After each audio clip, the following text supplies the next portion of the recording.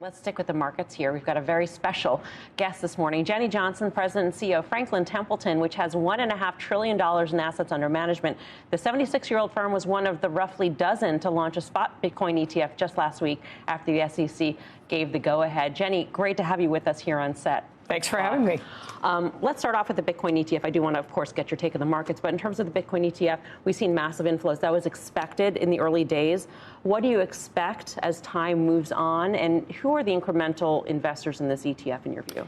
You know, it's funny. I'm known for saying that Bitcoin's the greatest distraction from one of the greatest disruptions in financial services, which is blockchain. So a lot of people took that as I'm not a believer in Bitcoin.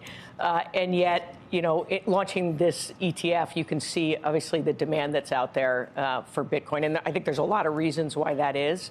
I think that, one, from a blockchain standpoint, the ability to pay, Bitcoin's going to be a key component of that. And the technology is going to open up a lot of really interesting types of investment opportunities. We actually launched a tokenized money market fund. We're the first mutual fund first traditional asset manager to actually launch a 40 Act fund on a public blockchain, on the Stellar blockchain. So Bitcoin is just one of the suite of what we think are opportunities here. You know, one of the things that made me a believer is as I went around the world talking to people who would tell you, I had somebody who said, I keep 50% of my savings in Bitcoin because if I say the wrong thing in my country, I could have my assets confiscated. I remember talking to somebody in Israel who said, my parents and their parents had all of their assets confiscated. They keep a portion of it in Bitcoin. So there's a fear component to it that is considered almost a insurance or safety component.